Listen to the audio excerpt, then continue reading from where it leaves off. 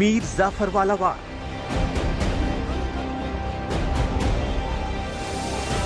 मीर जाफर को माफी मांगनी ही पड़ेगी। सीधी चुनौती अब की बार। माफी मांगना ही चाहिए और मांगना ही पड़ेगा, क्योंकि आपने हिंदुस्तान को अपमानित किया है। माफी को लेकर आर पार। माफी मांगने का तो सवाल नहीं है।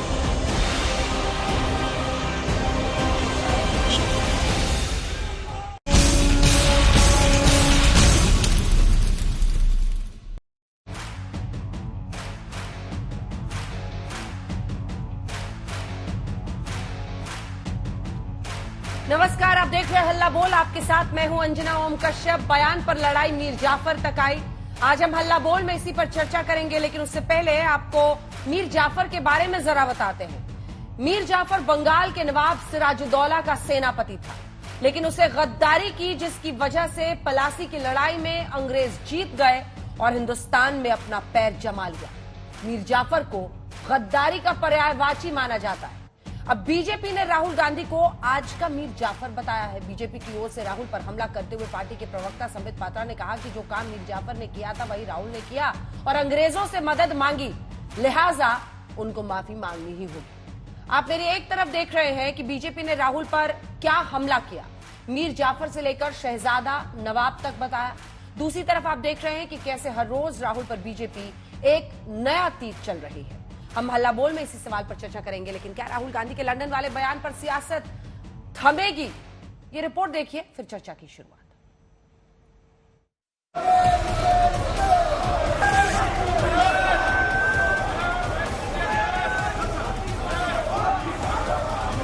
एक सदस्य आप भी विराजिए। हर रोज घमासान बड़ा हो रहा है, हर रोज सियासत धारदार हो रही है। लंदन वाले बयान को लेकर राहुल गांधी से माफी की मांग वाली लड़ाई में अपमान सम्मान की बातें, लोकतंत्र को बदनाम करने की दुहाई और देशद्रोह का आरोप पुराना हो गया। सदन में अवकाश घोषित किया जाए। एक अब बंगाल के नवाब सिराजुद्दौला के सेनापति मीर जाफर की एंट्री हो गई। It would not be an aberration to say that Rahul Gandhi is the present day Mir Jafar of Indian polity. जो उन्होंने लंदन में किया है वो ठीक वही किया है। शहजादा नवाब बनना चाहता है और शहजादे ने ईस्ट इंडिया कंपनी की मदद मांगी है नवाब बनने के लिए। मीर जाफर को माफी मांगनी ही पड़ेगी। जिस दिन राहुल गांधी गौतम अडानी का नाम लेना बंद कर देंगे, उस दिन राहुल गांधी इनके निशाने पे नहीं रहेंगे। एक दोस्त को बचाने के लिए शाह, शहनशाह, सारे वजीर, सारे प्रवक्ता सुबह सुबह आ जाते हैं।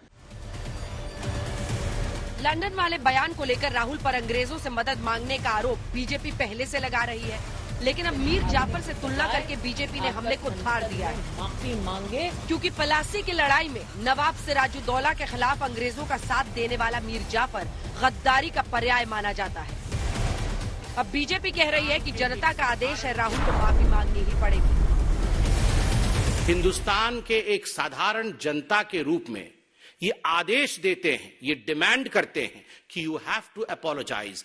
आपको माफी मांगना ही चाहिए और मांगना ही पड़ेगा, क्योंकि आपने हिंदुस्तान को अपमानित किया है, हिंदुस्तान को बदनाम करने का काम किया है और ये अधिकार आपको हिंदुस्तान की जनता ने नहीं दिया है। माफी मांगने का तो सवाल नहीं है। बार बार वो पूछते रहेंगे, हम उसको नकारते रहेंगे, उसमें कोई माने नहीं है।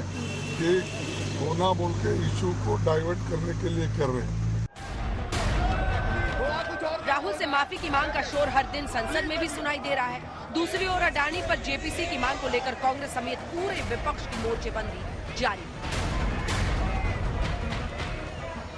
हम तो चाहते हैं बजट का महत्वपूर्ण सेशन है, चर्चा हो, सब कुछ हो, राहुल जी जल्द माफी मांगे और सदन चले।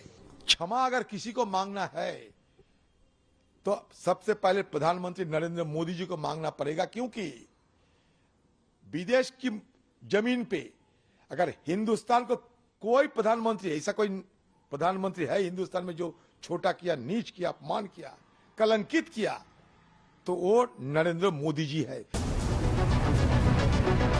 दिन बीत रहा है, हंगामा जारी है, संसद ठप है, न सत्ता पक्ष झुकने के लिए तैयार है, न विपक्ष रुकने के लिए तैयार है। न राहुल गांधी माफी मांग रहे हैं और न ही सरकार अडानी पर जेपीसी के लिए तैयार है। राहुल गांधी संसद में बोलने पर अड़े हैं, लेकिन संसद है कि चल ही नहीं रही है ना शुद्ध 100% सियासत। आज तक ब्यूरो। और इसी शुद्ध 100% देसी सियासत पर आइए चर्चा की शुरुआत करते हैं। गौरव भाटिया, राष्ट्रीय प्रवक्ता भारतीय जनता पार्टी के, हमारे साथ जुड़ गए हैं। अमीबेन याग्निक हमारे साथ जुड़ गई हैं, प्रवक्ता कांग्रेस पार्टी की, सांसद भी हैं। और हमारे साथ अनुराग भदौरिया जी जुड़ गए हैं, प्रवक्ता समाजवादी पार्टी के। गौरव भाटिया जी, ये कांग्रेस पार्टी का साफ कहना है कि अगर गौतम अडानी का नाम लेना राहुल गांधी छोड़ देंगे तो आप लोग भी माफी की मांग छोड़ देंगे, क्या ये सच है?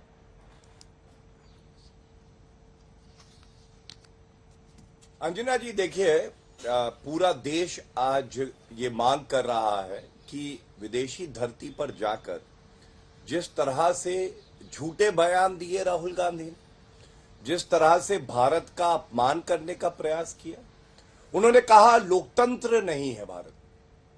मैं पूछना चाहता हूं अपने वक्तव्य को रोक के, अंजना जी आप मुझे बताइए, क्या भारत में लोकतंत्र नहीं है? और क्या आज तक और अंजना ओम कश्यप सरकार से इतना डरती हैं कि वो अपनी बात नहीं कह पाती है? पहले इसी बात का उत्तर दीजिए, फिर चर्चा में अपना वक्तव्य पूरा करूंगा।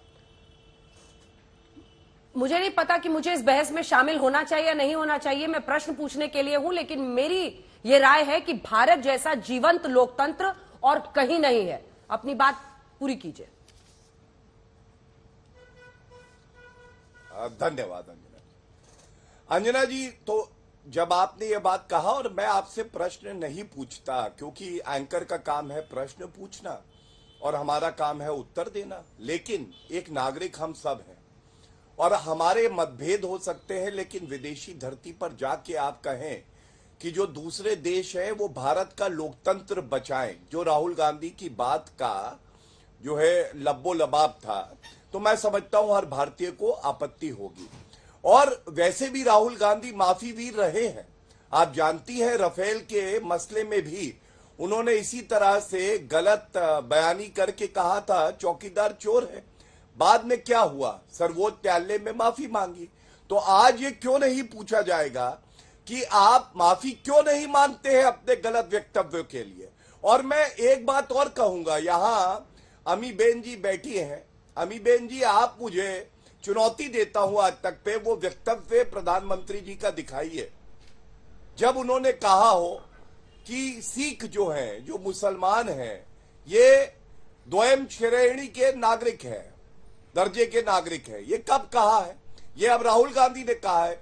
अंजना जी, तो स्वाभाविक है कि अगर देश से गद्दारी करेंगे तो पुराने युग में मीर जाफर ने गद्दारी करी और आधुनिक युग के कोई मीर जाफर है तो वो राहुल गांधी है, क्योंकि वो विदेशी धरती पर जाके भारत के लोकतंत्र को अपमानित करता है, यहाँ की संसद को अपमानित करता है, यहाँ के नागरिकों को अपमानित करता है, और वो भी झूठ बोलकर करता है। अमीबेन जी, सवाल यह है कि लोकतंत्र को लेकर देश के बाहर बयान एक अलग नजरिए से देखा जाता है, क्योंकि अपनी डेमोक्रेसी को लेकर हमारी जितनी भी राय है, देश के अंदर हर कोई उस पर अच्छी या बुरी बात कहता है और वो कह सकता है। विदेश में जाकर लोकतंत्र के एंगल से किसी की मदद मांगना या फिर ये कहना कि वो रिएक्ट क्यों नहीं कह रहे, रिएक्शन वर्ड, इसको लोग गलत मान रहे हैं। अब ये लड़ाई कहां पर जाके थमती हुई दिख रही है? बीजेपी तो माफी के बिना आगे बढ़ने को तैयार नहीं दिख रही है। अमीबेन जी, पहले तो हमें ये वक्तव्य सोशल मीडिया पर भी रख दिया गया है और हर जगह पर है। ये वक्तव्य पहले हर एक नागरिक देख रहा है, सुन रहा है, और उसमें से पता चलता है कि एक एकेडमिक इंस्टीट्यूशन के आगे जाके जो राहुल जी बोले हैं उनको किस तरह सुनना चाहिए और उसमें क्या कंटेंट्स है वो देखना चाहिए। हालांकि ये बहुत समझ के दूर की बात है कि ये लोग ये पढ़ते नहीं है, सुनते नहीं है और ऐसे बोलते विदेश की धरती पर जाके राहुल जी ने लोकतंत्र के बारे में, भारत के लोकतंत्र के बारे में कुछ कहा। अगर वो कुछ कहा तो उन्होंने जैसे वो आए उन्होंने कहा कि संसद में मैं मेंबर ऑफ पार्लियामेंट हूं वो ऑनरेबल स्पीकर साहब के पास गए और कहा कि अगर मैंने कुछ कहा है तो मुझे ये स्पष्ट कर देने के लिए मुझे मौका देना चाहिए और मैं आपके सबके सामने उस वक्तव्य के बारे में कुछ कहूंगा।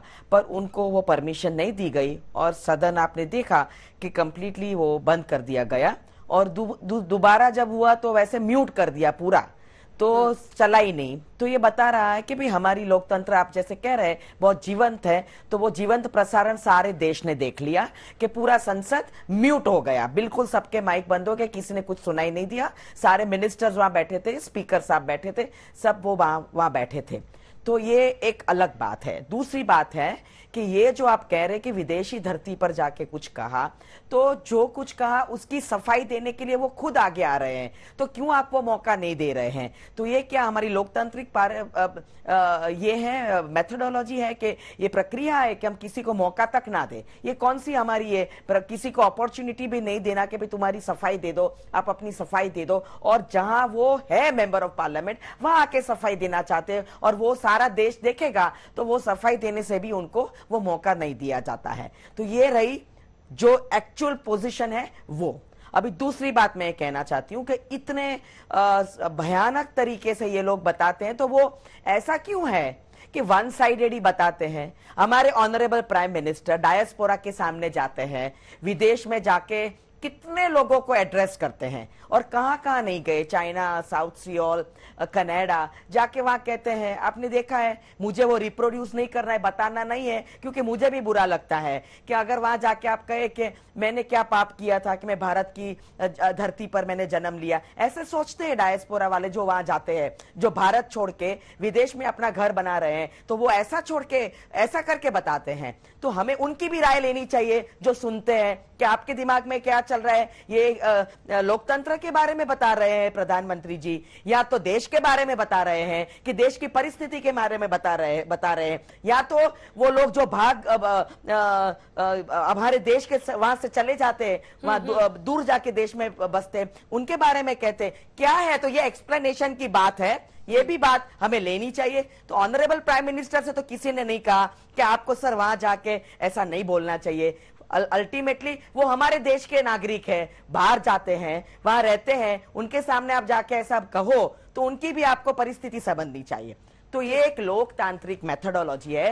राहुल गांधी को एक मौका देके ये बात पर स्पष्ट कर देनी चाहिए कि आपका वक्तव्य क्या था, आपने आपके वक्तव्य में क्या कहा। पर आप ये तो पुरवार कर रहे हो। आप अंजना जी कह रही है कि हमारा लोकतंत्र बहुत जीवंत है। आपको लगता है म्यूट हो जाने से, माइक को बंद कर देने से, किसी को मौका तक नहीं देने का आप देते हो? तो अगर ऐसा लोकतंत्र जीवंत है तो आप ऐसा सोचो कि कोर्ट में अगर किसी को मौका ही ना दिया जाए अपने बारे में अपना पक्ष रखने के लिए, तो वो क्या जस्टिस, फेयरनेस कहलाएगा? तो ये सारी बातें राहुल गांधी को क्यों नहीं बोलने दे रहे? तो मैं तो इतना ही कहना चाहती हूँ, आप ही की बात का जवाब दे रही हूँ बहन, क्यों नहीं बोलने दे रहे राहुल गांधी को? राहुल गांधी को क्यों नहीं बोले? एक छोटा सा जवाब दीजिए, उसके बाद से हमारे साथ जुड़ गए कीर्ति आजाद भी और अनुराग भदौरिया जी। मैं आ रही हूँ।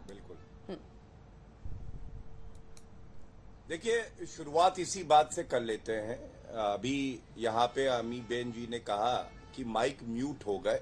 मैं तारीख बताता हूँ, 7 फरवरी 2023। ये करीब 43 मिनट और 41 सेकंड का भाषण जो है राहुल गांधी ने दिया और सारे चैनल ने उसको काटा भी था। तो अगर माइक म्यूट होता तो आज तक केवल तस्वीर राहुल गांधी की और वीडियो दिखा रहा था क्या? माइक तो म्यूट था नहीं, अंजना जी। तो ये झूठ नंबर 1 है कि बोलने नहीं दिया जाता संसद में और माइक म्यूट हो जाता है। दूसरा झूठ मैं उसका जिक्र कर चुका हूं कि मोदी जी ने कहा है कि सिख और मुसलमान जो हैं ये द्वयम श्रेणी के नागरिक हैं।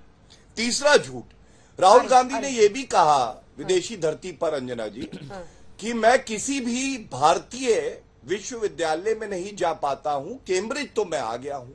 तो मैं पूछना चाहता हूं, 2016 में जब जेएनयू गए थे और भारत तेरे टुकड़े होंगे के नारे लग रहे थे, तो वो राहुल गांधी ही गए थे या कोई और था? और 2019 में वो दिल्ली यूनिवर्सिटी गए, 2019 में पुणे गए, 2015 में बैंगलोर गए। ये कुछ उदाहरण है, ये 3 झूठ तो मैंने आज तक पे बता दिए। अब मैं ये पूछना चाहता हूं, आप कहती है बोलने का मौका नहीं दिया जा रहा। राहुल गांधी जी लिखित में ये दे दे कि मैं बोलने का मौका मांग रहा हूं और मैं माफी मांगना चाहता हूं क्योंकि मैंने देश का अपमान किया झूठ बोलकर, और इसलिए मुझे मौका चाहिए। वरना जो राहुल गांधी का चरित्र है हम सब जानते हैं, बात क्या करते हैं और बोलते क्या है। समय लेंगे और वहां संसद के पटल पर क्या बोलेंगे क्या हमने देखा नहीं है। ठीक है, नरेंद्र मोदी जी के लिए अब शब्द किस तरह से कहे, अनर्गल आरोप लगाए, हमने ये भी देखा है। अदानी के मुद्दे पे क्या क्या बोले। अब मैं आपको एक बात और कह दूं, अगर आप मुझे 30 सेकंड का समय दें। आप याद करिए किस तरह से विपक्षी दल, खासकर कांग्रेस और खड़गे जी का बयान सामने है, कह रहे थे कि सर्वोच्च न्यायालय जांच कराए अदानी मुद्दे पर। आज सर्वोच्च न्यायालय ने जांच के आदेश दे दिए हैं, तो फिर आप क्यों कह रहे हैं कि जेपीसी होनी चाहिए? क्योंकि ये तो खड़गे जी का वक्तव्य है जिसमें उन्होंने कहा था कि सर्वोच्च न्यायालय अपनी निगरानी में जांच करे, जो कि आदेश अब पारित हो गया है। जवाब दीजिए इसका बहन जी, छोटा सा रिस्पॉन्स। पहले तो मैंने ऐसा कहा नहीं है कि म्यूट कर दिया, मैंने ये कहा म्यूट हो जाता है, पर ये बात आज वो वक्तव्य की है तो भटकाने का काम ना करें। आपके जो प्रवक्ता आए हैं यहाँ पे, वो मैं इतना ही कह रही हूं कि उन्होंने परमिशन मांगा कि मैंने एक मेंबर ऑफ पार्लियामेंट हूं और मुझे सफाई जो यहाँ मैंने वक्तव्य दिया है वहां कैम्ब्रिज में, उसकी मैं सफाई यहाँ देना चाहता हूं, बताना चाहता हूं। तो वो स्पीकर साहब के पास से परमिशन ली है।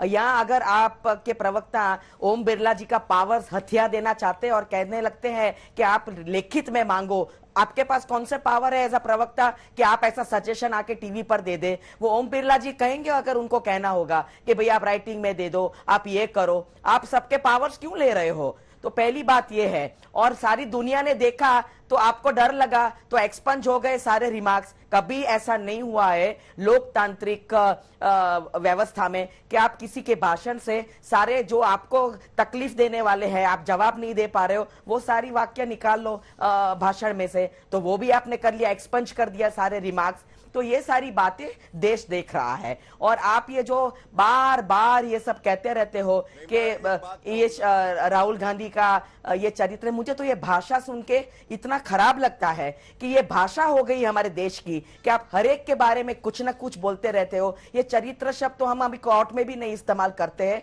For any kind of use, it looks very bad. तो ये पार्लियामेंट्री लैंग्वेज, ये टीवी पर बोलने की भाषा इनकी जो है, वो मुझे लगता है पूरा युवान, अपने बच्चे, हमारे यंगस्टर्स देख रहे हैं कि किस स्तर पे ये ले गए हैं। अगर वो इतना आपको इतनी चिंता है तो we should look at what has happened to the social fabric of this country. Let us not get into all this details. इतना है मतलब कि पॉइंट यही है इंपॉर्टेंट कि राहुल गांधी जी अपनी सफाई देना चाहते हैं, वो सफाई नहीं दे पा रहे हैं, और वो है लोकसभा में, तो उनका दायित्व वहां वो होता है, उनका रिक्वेस्ट वहां होती है और स्पीकर साहब को उसको परमिशन देनी है, वो नहीं दे रहे। पर भाजपा बीजेपी खड़ी हो जाती है, कभी रूलिंग पार्टी के लोग खड़े होके बंद नहीं करवाते हैं, हाउस बंद करवाते हैं, रूलिंग पार्टी खड़े होके चिल्ला चिल्ली करते हैं कि राहुल गांधी माफी मांगे। कांग्रेस वर्सेस बीजेपी बन के रह जाएगी बहस। रुक जाइए थोड़ा सा, कि अडानी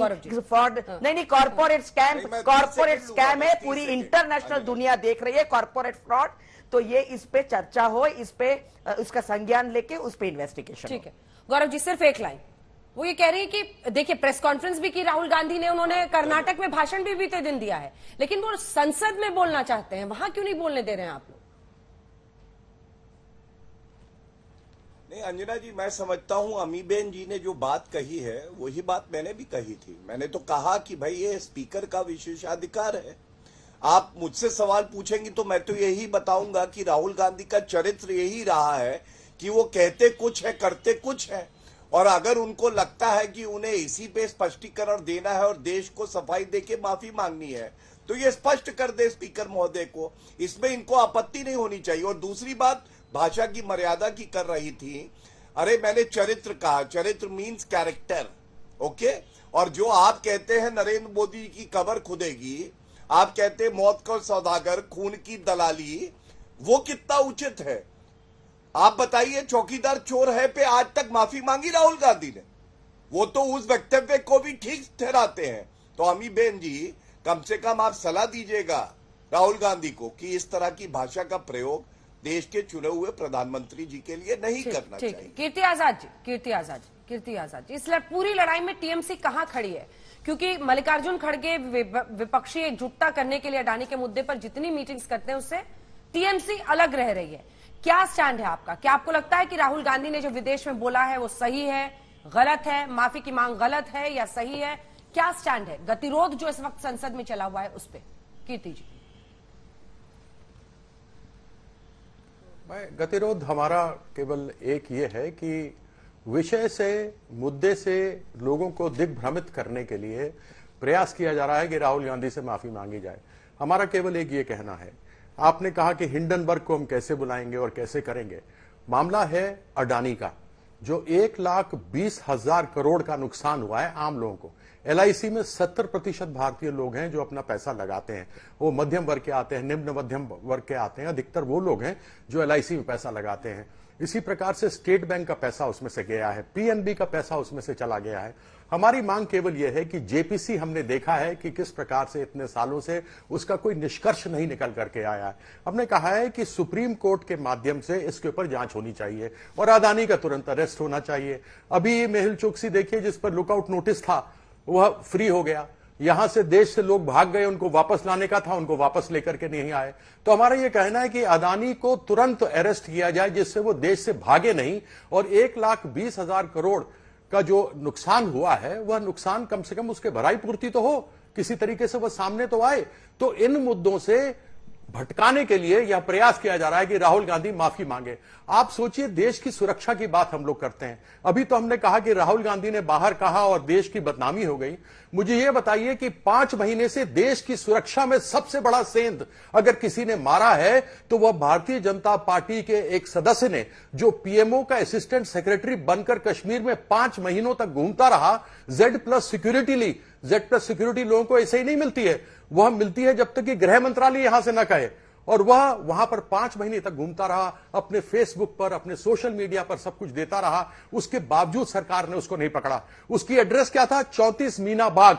मैं सांसद 3 बार रह चुका हूं और मुझे मालूम है वहां पर या तो केवल संसद सदस्य रहते हैं, केवल या संसद सदस्य को, गेस्टों को वहां पर रखा जाता है। वही पुलवामा जो आज से 5 साल पहले हुआ था, क्या ऐसे लोग ही उसमें थे जहां 350 किलो RDX चलाया था, जिसकी आज तक हमें पता नहीं लगी? यह मुद्दा है, ज्वलंत मुद्दे हैं जो देश के सुरक्षा के लिए खतरा है। लेकिन इन सभी मुद्दों से लोगों को भटका कर, अलग ले जाकर इस प्रकार से राहुल गांधी माफी मांगे, राहुल गांधी माफी मांगे। उसने सरकार के बारे में कहा है, देश के बारे में नहीं कहा है। और सरकार के विरुद्ध बात करने का सबको अधिकार है, मुझे भी पूरा अधिकार है, मेरे पार्टी को भी पूरा अधिकार है, और यह अधिकार हम लेकर के रहेंगे और कहते रहेंगे। आपको भी भदौरिया जी ये भटकाने का ही एजेंडा लग रहा होगा? अरे भटकाने का, भारतीय जनता पार्टी जब विपक्ष में थी तब भी हल्ला मचाती थी, आज सत्ता में है तब भी हल्ला मचाती है। तो क्या ये हल्ला मचाने के लिए देश की जनता की बात करना तो कभी चाहती नहीं है? सोचिए, 1 मिनट में आज पार्लियामेंट के अंदर में 2.5 लाख रुपए खर्च होता है, मतलब एक दिन में 10 करोड़। अगर 6 दिन की बात कर लें, 50 से 60 करोड़ रुपए बर्बाद हो रहे हैं। किसका? जनता का। और जिम्मेदारी किसकी है सदन चलाने की? सत्ता पक्ष की। और सत्ता पक्ष ही हल्ला मचा रहा है। तो ये जो पैसा बर्बाद हो रहा है, टैक्स पेयर का, जनता का पैसा बर्बाद हो रहा है। भाई पार्लियामेंट तो इसलिए चलती है ना कि जनता के मुद्दों की बात होगी, जनता के समस्या का वहां समाधान होगा। लेकिन जनता की समस्या की तो बात हो नहीं रही है। बात हो रही है भारतीय जनता पार्टी अपने एजेंडे पे चल रही है। अरे जिससे माफी मंगवानी मंगवाओ, जिससे जो करना करवाओ, लेकिन भाई पार्लियामेंट तो चलाओ ना। पार्लियामेंट क्यों नहीं चलने देते? भाई जब आप 2014 के पहले विपक्ष में थे तब भी हल्ला मचा रहे थे, तब भी देश का पैसे का नुकसान कर रहे थे। आज आप सत्ता पक्ष में बैठे हो तब भी देश के पैसे का नुकसान कर रहे हो। तो क्या आप इसलिए देश के अंदर में राजनीति में रहते हो कि जनता के मुद्दे ना आ पाए, जनता के मुद्दों पे चर्चा ना हो? करोड़ों करोड़ रुपए बर्बाद हो रहे हैं और आप उसमें बात करने को तैयार नहीं हो। आपके लिए व्यक्ति विशेष हो गया। अरे व्यक्ति विशेष इस देश का कोई देश नहीं है। ना भारतीय जनता पार्टी देश है, ना राहुल गांधी देश है, ना और कोई देश है। देश इस देश की जनता है। उस जनता के बारे में चर्चा नहीं है। कमाल है भाई। ये भारतीय जनता पार्टी का फॉर्मूला बन चुका है। जब भी कोई गंभीर मुद्दे की बात होगी, जब भी ये घिरती है, तब ये हल्ला मचाना शुरू कर देती है। जब इसको लगता है कि जनता की बात होगी और हम जवाब नहीं दे पाएंगे, क्योंकि इनके पास जवाब नहीं होता है कि कहां से ये कैसे बताएंगे महंगाई इतनी क्यों है, ये जवाब नहीं दे पाएंगे। किसान धरने पे बैठा था, 1 साल बैठा रहा, किसान की इनकम दोगुनी करने की बात थी, जवाब नहीं दे पाएंगे। ये जवाब नहीं दे पाएंगे, युवा परेशान है। ये जवाब नहीं दे पाएंगे देश की आर्थिक व्यवस्था कैसी है, क्योंकि जवाब है नहीं इनके पास में। बेरोजगारी का जवाब नहीं, तो क्या करो, चलो हल्ला मचाना शुरू कर दो। बताओ, सत्ता पक्ष हल्ला मचा रहा है। कमाल का भाई भारतीय जनता पार्टी है। सत्ता पक्ष जिसकी जिम्मेदारी है वो अपनी जिम्मेदारी से भाग रहा है। इससे ज्यादा शर्म की बात हो सकती है क्या? सत्ता पक्ष अपनी जिम्मेदारी से भागे और हल्ला मचा रहा है कि विपक्ष सदन नहीं चलने दे रहा है, विपक्ष सदन नहीं चलने दे रहा है। तो इससे अच्छा जब विपक्ष में आप थे तब भी हल्ला मचा रहे थे, तो सत्ता पक्ष में आने के लिए मचा रहे थे। आज सत्ता पक्ष में हल्ला मचा रहे हो, तो क्या विपक्ष में जाने के लिए मचा रहे हो क्या? हमें तो लग रहा है विपक्ष में जाने के लिए मचा रहे हैं, क्योंकि इनकी विपक्ष में रहने की आदत हो गई है। सत्ता पक्ष में इनको पता ही नहीं चल रहा कि हम सत्ता हमें। जी बतौर सत्ता पक्ष में भी आकर आप हल्ला ही मचाने के लिए आए थे क्या? ये प्रश्न है उनका। और साथ ही राहुल गांधी को मीर जाफर कहना, अब कांग्रेस कह रही है आप जयचंदों की पार्टी है। मतलब कहां तक हम लोग और हमारे देश में कांग्रेस पार्टी के नेता हैं उनको मीर जाफर कह रहे हैं, क्या मतलब है इसका? गौरव भाटिया जी।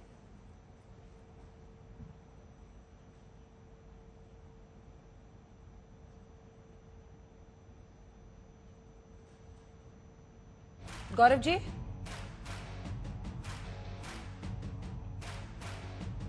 मुझे लगता है कि ठीक है, उनका फीड फ्रीज हो गया, उसको ठीक कीजिए जैसे ही ठीक होता है। अमी बहन जी इस पर ठीक है, कीर्ति जी एक छोटा सा रिस्पांस। अच्छा आ गया उनका, एक बार जवाब वो दे लें क्योंकि 3 लोगों ने एक साथ प्रहार किया है। गौरव जी मीर जाफर वाले कमेंट पर स्पेसिफिक सवाल मैंने पूछा था, आवाज आई? हाँ, मैं आपकी बात का उत्तर देता हूं। अंजना जी, आप पहले मुझे ये बताइए, मैं तो आपको ये बता चुका हूं कि राहुल गांधी मीर जाफर क्यों है आधुनिक युग के। मैं फिर से बता देता हूं, जब डोकलाम का संकट था और भारतीय सेना दिखा रही थी कि वो कितनी वीर है, तो टेंट के नीचे हक्का नूडल कौन खा रहा था? यह आधुनिक युग का मीर जाफर राहुल गांधी था। किसने चीन के साथ पार्टी टू पार्टी समझौता किया है, एमओयू किया है, और आज तक सार्वजनिक नहीं किया और देश को यह भी नहीं बताया है कि वो रद्द हुआ है या नहीं? तो मीर जाफर तो कांग्रेस पार्टी और राहुल गांधी हुए। आप मुझे ये बताइए, अनुच्छेद 370 जब संशोधित करके उसको निष्क्रिय कर दिया गया, तो पाकिस्तान ने जो यूनाइटेड नेशन सिक्योरिटी काउंसिल में डोजियर दिया, और तस्वीर मेरे पास है, उसमें किस मीर जाफर का वक्तव्य था? वो मालूम है कौन था? राहुल गांधी था। मैं पूछना चाहता हूं कि जब भारत का हर नागरिक ये मानता है वीर सावरकर जी देश के लिए समर्पित थे, और इंदिरा गांधी खुद ये कहती हैं, तो उनका अपमान राहुल गांधी ने कल ही किया। लिखते हैं सावरकर समझा क्या, नाम है राहुल गांधी। और अंत करूंगा एक बात कह के कांग्रेस के विषय में। आप मुझे बताइए, नरेंद्र मोदी जी की तुलना कर देना गद्दाफी से, सद्दाम हुसैन से, ये कह के कि वो भी चुन के आते थे कभी कभी। अब आप मुझे बताइए क्या ये उचित है? लेकिन राहुल गांधी का जो सोचने का नजरिया है, जो चाल चलन है, वो मीर जाफर से बिल्कुल मेल खाता है। दूसरी बात, अब सपा पे आते हैं। सपा के प्रवक्ता बता रहे थे कि 1 मिनट का 2.5 लाख रुपया खर्च होता है।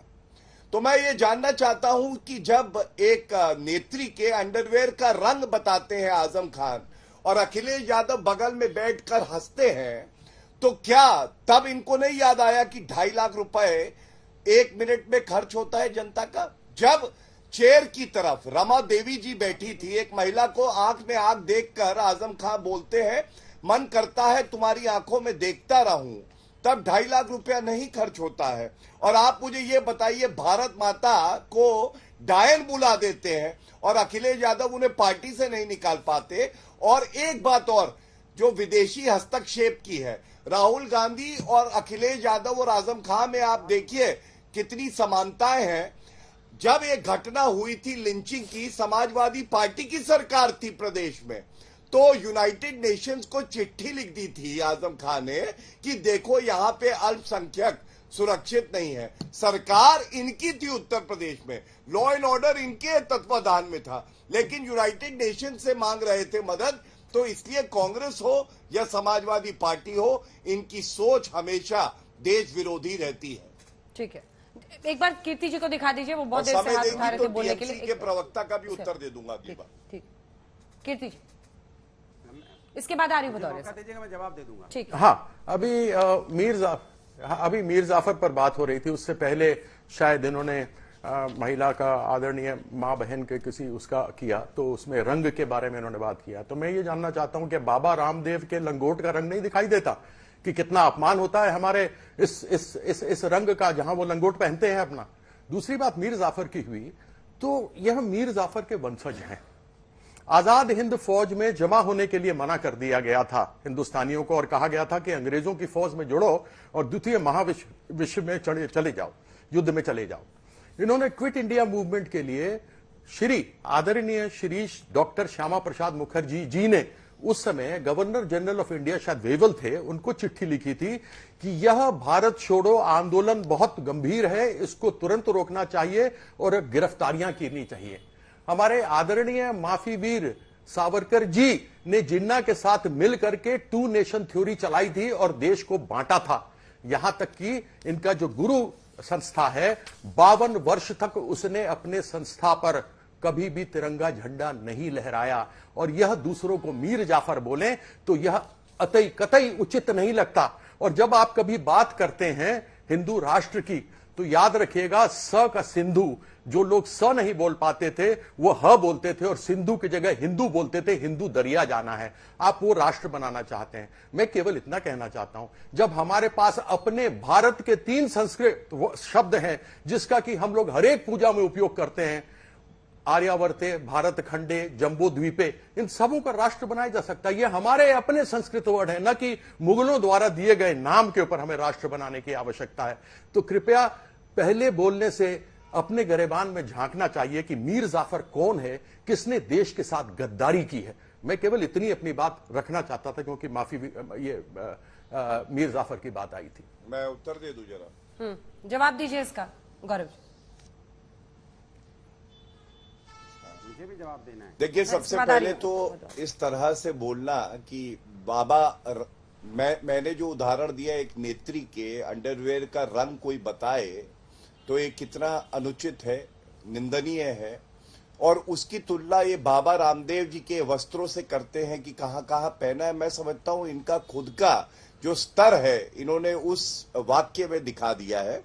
लेकिन एक बात मैं आपको जरूर बताना चाहूंगा, जहां तक आपने तिरंगे की बात करी, तो ये जान लीजिए और पढ़ लीजिएगा कि जब सर्वोच्च न्यायालय ने नवीन जिंदल का केस जो है डिसाइड किया, तब हर नागरिक को और जो प्राइवेट संस्थाएं हैं या कोई पार्टी है उसको ये हक मिला कि वो तिरंगा फहरा सकता है। उसके पहले ये नहीं था, ये कानून था। दूसरी बात, सावरकर जी के बारे में आपने बोली, मैं केवल आपको एक बात बता दूं, आप तो पार्लियामेंट में रहे हैं, आप देखिएगा पार्लियामेंट में क्या तैलचित्र नहीं है, पोर्ट्रेट नहीं है सावरकर जी का। तो आप ये कहना चाह रहे हैं कि संसद में जिस व्यक्ति का पोर्ट्रेट है वो माफी वीर है। आपने ये बात कही है, जैसे राहुल गांधी कहते हैं। और मैं आपको बता रहा हूं कि इससे पहले चाहे वो इंदिरा गांधी हो, चाहे वो नेताजी सुभाष चंद्र बोस जी हो, हमेशा तारीफ करी है वीर सावरकर जी के बलिदान के लिए। जहां वो रहे हैं वहां पे कोई आप जैसा व्यक्ति 1 घंटा नहीं बिता सकता है। और उन्होंने 2 काला पानी की सजा जो है वहां पे बिताई है और दिखाया है कि देश प्रेम क्या होता है। और एक बात मैं और बस कह दूं कि इन्होंने हमारे संस्थापकों के बारे में, हाँ, इन्होंने हमारे संस्थापकों के बारे में भी कुछ कहा। मैं केवल इतना ही कहूंगा, ये अनुच्छेद 370 जो हटा है, ये उन्हीं की प्रेरणा से हटा है। हमने ही ये कहा था कि एक देश में 2 निशान, 2 विधान, 2 प्रधान नहीं हो सकते। और उसके बाद ये संशोधन हुआ। ये अपने आप में दर्शाता है उनकी सोच क्या थी, वो देश से कितना प्रेम करते थे, चाहे वो दीनदयाल उपाध्याय जी हो, चाहे श्यामा प्रसाद मुखर्जी जी। छोटा सा जवाब एकदम कीर्ति जी, और क्या आपने लिखा था वो दिख नहीं रहा था पेपर में? नहीं, वह बड़ी छोटी सी बात थी कि यह अवश्य, इनकी बात बिल्कुल भाटिया जी की सही है कि इन्होंने कहा कि नवीन जिंदल के बाद सबको अधिकार मिला, लेकिन 15 अगस्त और 26 जनवरी को हिंदुस्तान का प्रत्येक व्यक्ति अपने घर पर झंडा फहरा सकता था, वह 52 साल तक नहीं फहरा। तो थोड़ा सा यह समझने में हो सकता है इनसे थोड़ी गलती हो गई हो, मेरा वो कहना। गलत कह रहे हैं सभी कोई फहरा सकते हैं क्योंकि नवीन जिंदल ने कहा है, वो भी लेकिन गलत 15 अगस्त और 26 जनवरी के दिन हर कोई अपने घर में झंडा फहरा सकता था। आप सही है भदौरिया जी नहीं, कीर्ति जी मेरा एक सवाल है, आप मुझे ये बताइए। नहीं, मैं कीर्ति जी से एक सवाल पूछ लूं। कीर्ति जी आप ये बताइए, सीए तो देश का कानून है, मैं पूछ लूं? हाँ, मैं कीर्ति जी से एक सवाल पूछता हूं। कीर्ति जी, सीए तो देश का कानून बन गया था, ममता बनर्जी मुख्यमंत्री थी, शपथ ली थी, उन्होंने संविधान की, ऐसा कैसे कह दिया कि अगर ये लागू हुआ तो गृह युद्ध हो जाएगा? कृपया करके ये बताइए। और संसद में जब वो विपक्ष में थी तो स्पीकर के ऊपर पेपर मुंह पे मारे थे उन्होंने और कहा था कि लागू क्यों नहीं होता, घुसपैठिए आ रहे हैं। तो इस पे कुछ आप ज्ञान देंगे, कुछ स्पष्टीकरण? आप विषय जरा पूरा विषय कुछ थोड़ा बता देंगे, समझा देंगे तो मैं आपको जवाब दे पाऊंगा ना। आप कह रहे कागज उन्होंने मार दिए, किस विषय पर कागज मारे, मैं किस विषय के ऊपर उन्होंने धरना प्रदर्शन किया, आप जरा थोड़ा विस्तृत रूप से बता देंगे तो मैं समझ जाऊंगा ना, आपका जवाब देने में मेरे लिए सहूलियत होगी। मैं बता रहा हूं आपको कीर्ति जी, मैंने आपको पहली बात बताई, सीए जब पारित हो गया संसद से तो ममता बनर्जी का यह बयान है, अगर ये लागू किया सीए एनआरसी तो गृह युद्ध हो जाएगा, गृह युद्ध, पहली बात। दूसरा, सीए और एनआरसी को लेके जब वो विपक्ष में थी तो उनकी ये मांग थी कि ये होना चाहिए इसलिए कि घुसपैठिए आ रहे हैं। आज वो घुसपैठिए लगता है ममता बनर्जी को अपना वोट बैंक लगते हैं, इसलिए उन्होंने पलटी मार ली। और आप उसका समर्थन करेंगे या कहेंगे ममता बनर्जी गलत है? क्योंकि गृह युद्ध कैसे हो जाएगा अगर देश का कानून लागू होगा? छोटा सा जवाब। देखिए, सबसे पहली बात तो यह है कि सीए और एनआरसी में जिस उद्देश्य से आप करना चाह रहे हैं उस देश में बहुत सारे भारतीय हैं जो मेरे जैसे हैं या जैसे मेरे बाप हो या पुराने समय के लोग रहे हों, जिनके पास अपना डेट ऑफ बर्थ नहीं है, जिनके पास सर्टिफिकेट नहीं है कि वो यहाँ के भारत के नागरिक हैं, क्योंकि उस जमाने में होता ही नहीं था ये सब कुछ। तो ऐसी परिस्थिति में गड़बड़ी होती है। तो जब तक बात समझ में आती है ना किसी को, तब यह बातों को रखा जाता है। नहीं, तो नहीं, आपसे बड़ा विनम्र निवेदन कर रहा हूं, आप बताइए गृह युद्ध हो सकता है क्या पूरे देश के लिए? पूरा देश के लिए कीर्ति जी, गृह युद्ध तो आप करवा रहे हैं। गृह युद्ध तो हुजूर आप करवा रहे हैं मालिक। अच्छा, आपने जिस तरीके से नहीं, मैं कह रहा हूं गृह युद्ध उसकी क्या जरूरत है? आप तो गृह युद्ध वैसे ही करवा रहे हैं। करेंगे तो गृह युद्ध नहीं, मैं कहा, अरे आप खुद करेंगे। नहीं, आप मुझे गलत समझ रहे हैं हुजूर। मैं आपसे कह रहा हूं कि गृह युद्ध तो आप कराना चाह रहे हैं जिससे कि फिर वापस आ जाएं आप सरकार में। अभी गृह युद्ध चल रहा है। ठीक है। अनुराग भदौरिया बिल्कुल चल रहा है। आप देख लीजिए जो परिस्थिति आपने बनाया हुआ है, देश में गृह युद्ध चल रहा है, नेताओं का उन्होंने बयान दिया। आपने बता दिया। अंजना जी, ठीक है। अनुराग जी, उसके बाद से अमी बहन फौरन। अंजना जी, देखिए आपने 40 मिनट की डिबेट की, भारतीय जनता पार्टी के प्रवक्ता पार्लियामेंट पे ना बात करके सीए एनआरसी चले गए। वो उसी मुद्दों पे जाते हैं जो उनको सूट करता है। उनको ओलावृष्टि हुई है, उनको सूट नहीं करता है कि पार्लियामेंट में आज भी बहस हो जाती कि किसानों की फसल बर्बाद हो गई है, किसानों की आत्मा रो रही होगी, कैसे वो अपने परिवार का पालन पोषण करेंगे क्योंकि उनकी फसल बर्बाद हो गई, जिस तरह से असमय वृष्टि हुई है। इस पर चर्चा होती पार्लियामेंट के अंदर में, उस पर चर्चा आज हो नहीं पाई क्योंकि पार्लियामेंट चली नहीं। इसकी ने कोई चिंता नहीं, दुनिया की चिंता है। देखिए आप, दुनिया की इन्होंने चिंता व्यक्त की, लेकिन यह चिंता नहीं की कि किसान बर्बाद हो गया, आज किस तरह से असमय पे बारिश हुई है, इसकी कोई ने चिंता नहीं है। सबकी बातें कर रहे हैं, टीएमसी की बातें कर रहे हैं, समाजवादी की बातें कर रहे हैं, और पार्टी दल की बातें कर रहे हैं, एनआरसी और सीए की बातें कर रहे हैं, लेकिन किसान की बात नहीं कर रहे हैं कि किसान परेशान है। इसके भी दो शब्द बोल देते। ये इसलिए नहीं कर पा रहे हैं क्योंकि आप पार्लियामेंट नहीं चला पा रहे हैं, क्योंकि सदन नहीं चल रहा है, क्योंकि सदन आप चलाना नहीं चाहते, क्योंकि आप चाहते नहीं हो कि किसान की चर्चा वहां हो। आज सदन चल रहा होता तो सभी सांसद अपने लोकसभा के किसानों की बात उठाते, मांग करते, मुआवजा की मांग करते, कहते कि यहां पे किसानों को मुआवजा मिलना चाहिए क्योंकि किसान के घर बर्बाद हो जाए। लेकिन इसकी चिंता तो आपको है ही नहीं, क्योंकि आपको इसकी बात ही नहीं करनी है। जो मुद्दा आपको सूट करता है उस मुद्दे पे आप चर्चा करना चाहते हो, यह देश के लिए दुर्भाग्य की। ठीक है, अमी बहन जी अगर बोले उसके बाद एक साथ जवाब दीजिएगा गौरव भाटिया जी। अमी बहन जी, देखिए, एक तो संसद का जाया हो रहा है वक्त, ऊपर से देश के अनेकों मुद्दे हैं जो वहां पर उठने चाहिए। पूरे मामले पर क्या अमित शाह गृह मंत्री भी आए थे आज तक के कॉन्क्लेव में, उन्होंने कहा इंडिया टुडे कॉन्क्लेव में कि 2 कदम वो चलें 2 कदम हम चलें। आपको लगता है कि बीच का कोई रास्ता? और जब भाषा की मर्यादा तोड़ने की बात होती है तो उन्होंने भी पूरी लिस्ट गिना दी, उस पर मैं जवाब नहीं ले पाई थी। चौकीदार चोर है से लेकर क्या कुछ नहीं कहा था, सीधे पीएम के लिए। अभी पवन खेड़ा की गिरफ्तारी हो रही थी तो कब्र खुदेगी का नारा लग रहा था मोदी के लिए। तो ऐसे में कौन किस पर उंगली उठाए? हाँ, देखिए, वो भाषा की मर्यादा की मैं बात कर रही थी कि यहाँ जो आप जो लफ्ज इस्तेमाल करते हैं और आप जो बता रहे थे वो रैली में कहीं बोलते हैं, पॉलिटिकल रैलीज में, और यहाँ टेलीविजन पे बोलना और बार बार पूरी दुनिया पूरा देश देख रहा है, वो मैंने बताया था। वो पूरी लिस्ट लेके आए, 10-15 मिनट वो लिस्ट चलेगी, मैं काउंटर लिस्ट लेके आऊंगी, ये बात नहीं थी। मैंने बोला कि उनको ये शब्द जो इस्तेमाल करते नहीं करना चाहिए, अगर उनको करना है तो वो करे, वो उनकी मर्जी है। दूसरी बात कि ये जो प्रवक्ता यहाँ के जो बोलते, अगर उनके नेता इतनी समझदारी वहां दिखाते तो सदन चलता। उनको डर किस बात का है कि वो अदानी के बात पे बोलना नहीं चाहते।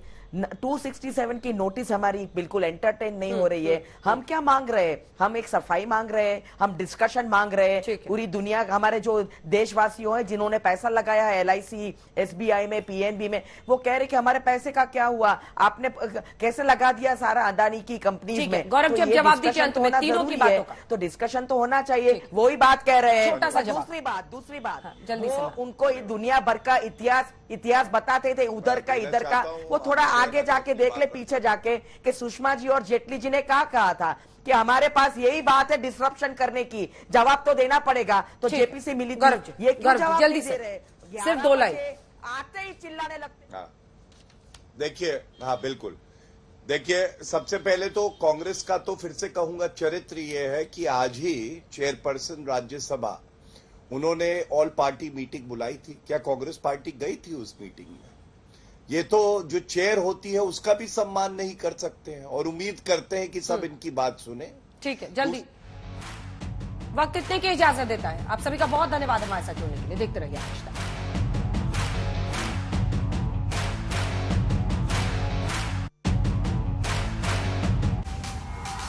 आज तक HD, सबसे तेज, सबसे ज्यादा।